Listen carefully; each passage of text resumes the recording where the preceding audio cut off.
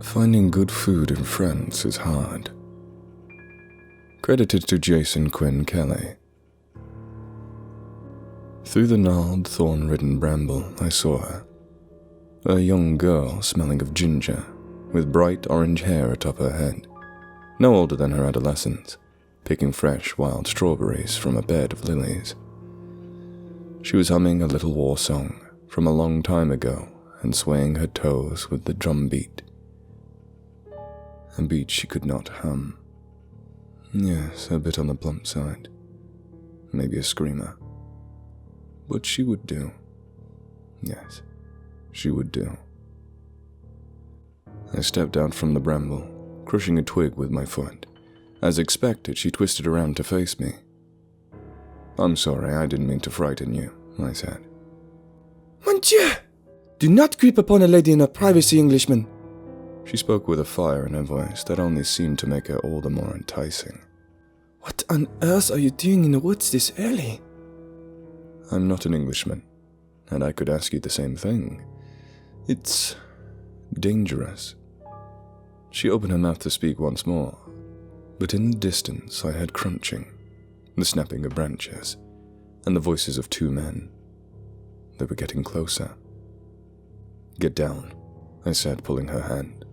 An arrow flew through the air and embedded itself in a tree behind us. "Stay put." I ran ahead and leapt through the foliage, plunging my hand out and through a man's skull. Le bête du Gévaudan! The second was too slow. His knife was sloppy.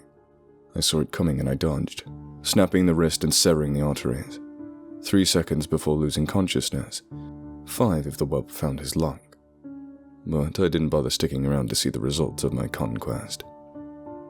Stepping back out from the forestry, I approached the girl, now crouched behind a rock and clutching a branch.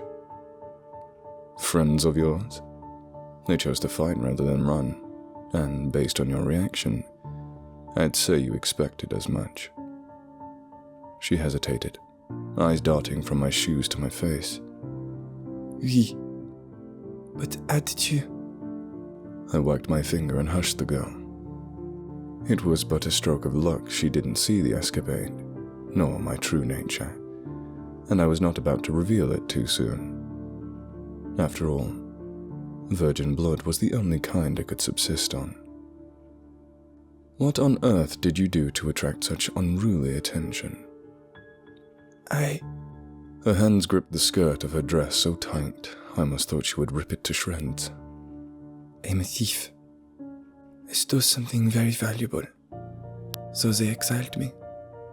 Something, well, as valuable as my life. Her answer raised more questions than answers, but who was I to judge? "Very well, I'll leave it at that. You know I'm on my way to catch a ship to the United States, home in the free of all that. That's where I live. You're welcome to come along if you wish." She thought about it, looking down.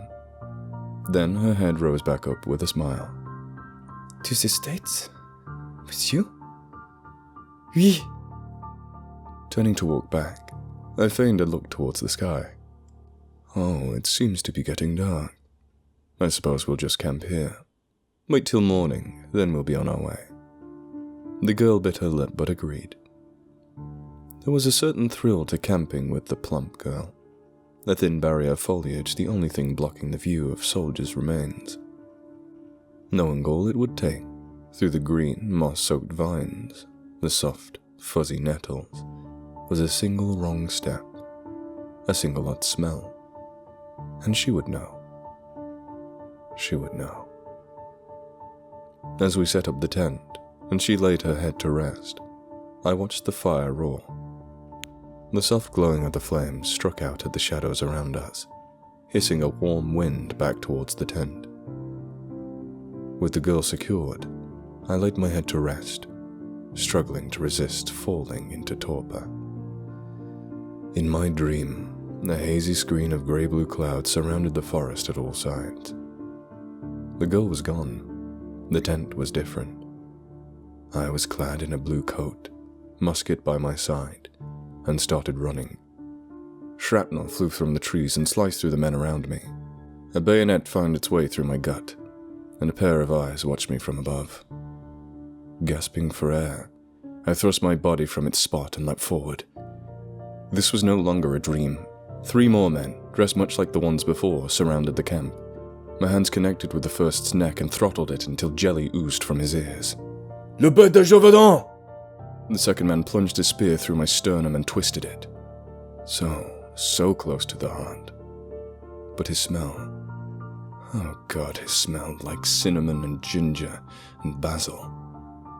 A virgin. I snapped the spear and snapped through his windpipe, suckling on his sweet, sweet arteries. Bang! An awful, stinging sensation filled my side. Silver shot from the third man who I, so kindly had given the chance to escape. No matter. It would only slow me down. His legs snapped against my arms and oozed out the delicious marrow before he fell onto the ground. La bête. That's what they called you. The girl. How could I be so foolish to feast so openly right in front of her eyes? Her sweet, precious eyes. I turned to face her, the light of the flames illuminating the blood across my lips. It seems to be one of the many names I'm known by. I wiped my mouth. Do you know of it? Despite the blood across my face, across my lips, she showed only a slight uneasiness. Yes, a creature from my home. They thought it dead, but they've been chasing it ever since it made her reappearance. Yeah. Not a beast, no. My condition is quite different. Come, back to bed. I'll try to explain everything.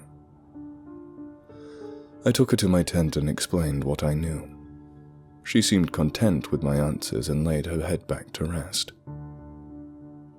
The following morning we had taken the trail and arrived towards the dock. A massive wooden ship rocked against the waves, roped down against the wooden posts. Well then, here we are. The voyage to London.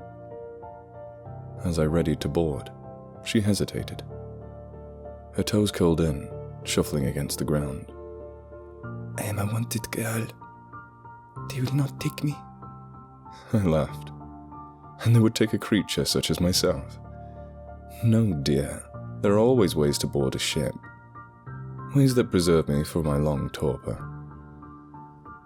Carrying her by hand, I leapt past the riverbank and clung to the side of the ship, scaling it until I reached the port side window, attached to an empty supply room, and kicked it through, dragging the girl along behind me. The girl rolled against the ground, panting. She sat up with a smile. To the States we go. I stared at her for some time. I stood up, dusted off my suit, plucked a shard of glass from my brow and swiped the blood away, and swept back my hair. The longer I took, the faster her smile dropped. She stared, and I stared, and I stared. And everything but this moment, she and I froze. To the States, I go. She stuttered a bit and fumbled her hands as if to ask me what I meant. Dear, do you really think I'd let you go? You know what I am. You know what I eat. Finding decent food and friends is difficult these days. I need something to sustain me for a long voyage home. You understand, don't you? She backed away step by step, mumbling beneath her breath. She whipped her body around and buried her face in her hands, turning away from me. Darling, I can see you're speechless. I'll make it quick. I'll be sure you get a proper burial, away from those men who wish to defile you. Her foot slipped and she fell, landing on her knees. She was breathing heavy, just as before. Her veins throbbed, pumping in and out, stimulating all my senses with her viscous prize held away from me just by a few layers of skin. My hand gripped her shoulder tight to console her for her impending end. Then she laughed. Of all the things she could have done, crying, shouting, fighting, running, she laughed. You never did ask for my name. She showed no fear. Her limbs didn't tremble, her eyes refused to water. She turned to face me, and on that face was the most distorted grin I had seen in all my travels. I can hardly remember it myself, but I know the name they call me. They call me La Bête. La Bête de Gévaudan. Bones cracking and sinews snapped. Her eyes flashed an icy blue, and her gaping maw filled with teeth. Now I understood why she couldn't stay in France. Now I understood why she had been alone from the very beginning. Everything was beginning to make sense. Now I understood the fire in her eyes, the enticement of her voice. The stories weren't about me. They were never about me. I took a step back, and her paw took a step forward.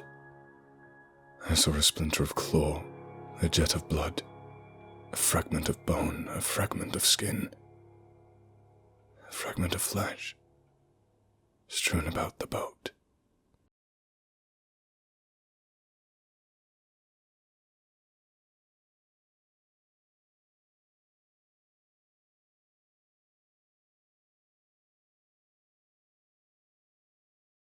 If you like this video, please consider subscribing. And if you're an animal lover like me, please consider donating to the World Land Trust, a charity that aims to help wildlife through buying land, preventing development, and helping endangered species.